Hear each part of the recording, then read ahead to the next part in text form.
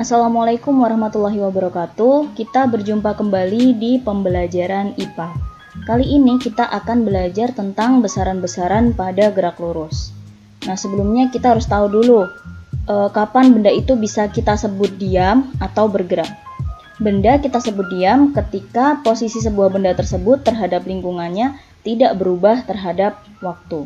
Sedangkan benda kita sebut bergerak itu ketika posisi sebuah benda tersebut terhadap lingkungannya berubah terhadap variabel waktu. Diam dan bergerak itu relatif ya. Maksudnya seperti ini. Coba kalian bayangkan ketika kalian sedang menaiki bus. Kita merasa bahwa diri kita sedang bergerak terhadap lingkungan di luar bus, seperti pohon, manusia, atau gedung-gedung yang ada di luar bus. Namun kita juga merasa bahwa posisi kita itu tidak berubah, atau artinya kita tuh sedang diam ketika kita membandingkannya terhadap penumpang lain di dalam bus. Nah, oleh karena itu diam dan bergerak itu relatif ya, tergantung titik acuan atau patokan yang kita gunakan. Berdasarkan lintasannya, macam-macam gerak itu dibedakan menjadi dua. Yang pertama ada gerak lurus. Gerak lurus ini seperti namanya ya, gerak benda pada lintasan yang lurus. Contohnya apa? Ada banyak sekali ya. Misalkan motor melaju lurus di jalan, kemudian gerakan sebuah lift, lalu ada sebuah apel yang jatuh dari pohon, itu merupakan contoh-contoh gerak lurus. Yang kedua ada gerak melingkar. Nah, gerak melingkar ini itu adalah gerak benda pada lintasan lingkaran yang mengelilingi titik sumbu yang tetap. Contohnya adalah gerak baling-baling helikopter. Itu merupakan contoh gerak melingkar ya. Kemudian gerak putaran gangsing. Kemudian ada juga gerak komedi putar. Nah, selanjutnya kita langsung saja membahas tentang besaran yang ada pada gerak lurus. Ada apa saja? Ada jarak, kemudian ada perpindahan, ada kelajuan, ada kecepatan, dan ada juga percepatan. Nah, kita akan kupas satu persatu ya tentang kelima besaran ini. Yang pertama, jarak dan perpindahan. Jarak dan perpindahan itu berbeda ya. Jarak itu artinya adalah panjang lintasan yang ditempuh benda tanpa memperhatikan arahnya. Jarak biasanya disimbolkan dengan huruf S kecil. Sedangkan perpindahan itu merupakan perubahan posisi benda atau perubahan kedudukan awal dan akhir benda dalam arah tertentu.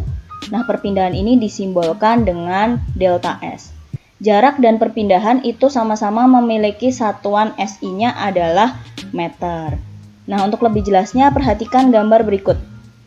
Nah, di sini ada orang yang dia itu akan berjalan dari rumah menuju ke sekolah melewati lintasan berikut ini.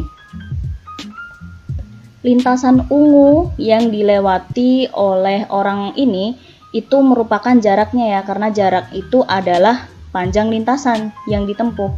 Nah, sedangkan perpindahan yang mana? Mudah saja, kita tinggal menarik garis dari sini, titik awalnya dia sampai titik akhirnya dia. Nah, ini yang disebut perpindahan.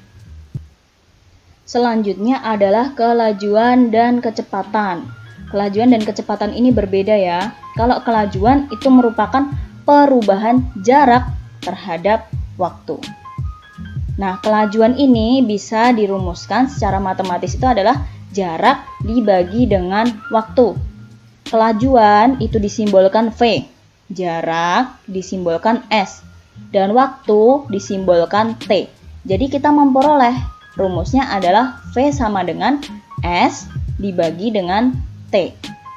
Nah, persamaan kelajuan yang ini itu berlaku untuk benda yang bergerak dengan kelajuan tetap.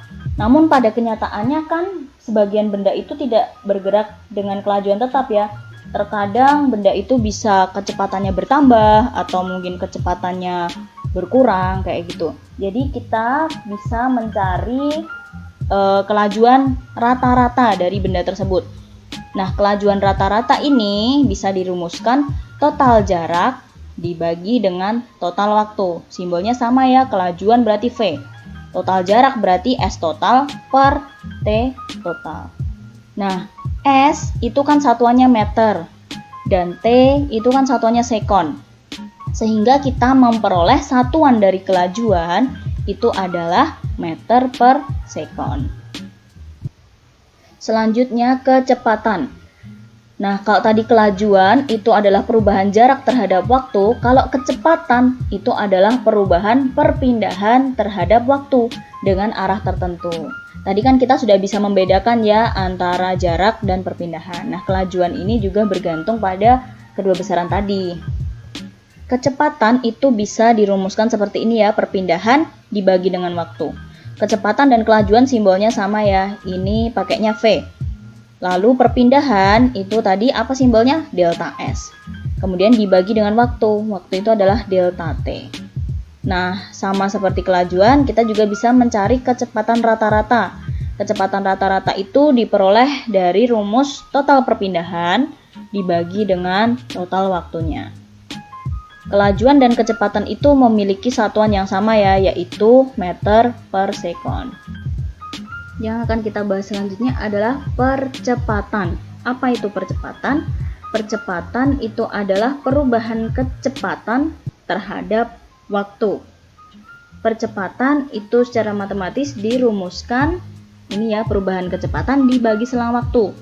Percepatan disimbolkan A kecil ini. Rumusnya berarti sama dengan perubahan kecepatan itu delta V dibagi selang waktu delta T.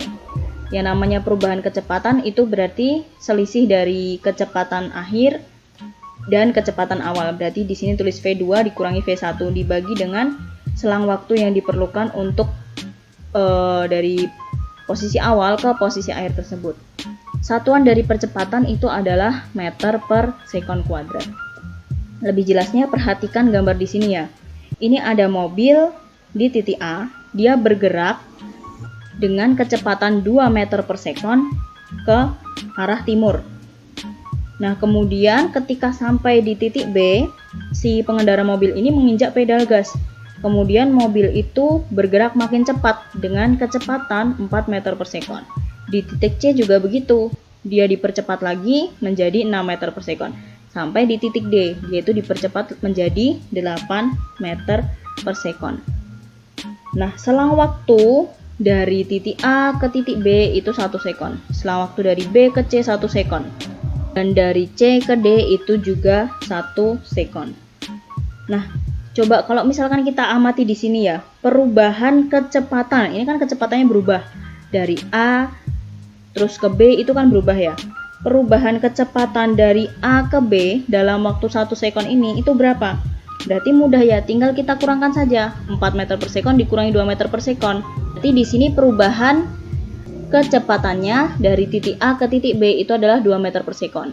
Sama juga dari titik B ke titik C. Itu perubahan kecepatannya adalah 2 meter per sekon. 6 dikurangi 4, 2 meter per sekon. Lalu dari titik C ke titik D itu perubahan kecepatannya juga 2 meter per sekon. Lalu total perubahan kecepatan dari titik A sampai titik D ini berapa toh? Jadi perubahan kecepatannya bisa kita tuliskan seperti ini.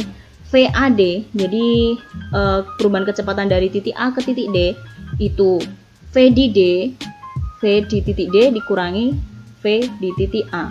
Berarti 8 meter per sekon dikurangi 2 meter per sekon. Kita peroleh 6 meter per sekon. Nah, waktu total dari titik A ke titik D itu tadi berapa? Dari sini ke sini 1 sekon, sini ke sini 1 sekon, sini ke sini 1 sekon. Berarti waktu totalnya adalah 1 tambah 1 tambah 1, 3 sekon. Lalu kita bisa memperoleh percepatannya pakai rumus percepatan tadi. Delta V dibagi dengan delta T. Perubahan kecepatan dibagi dengan selang waktunya. Tadi delta V-nya dari A ke D itu adalah 6 meter per sekon. Dan waktu totalnya itu adalah 3. Jadi kita peroleh 6 bagi 3 itu adalah 2. Satuannya apa ya?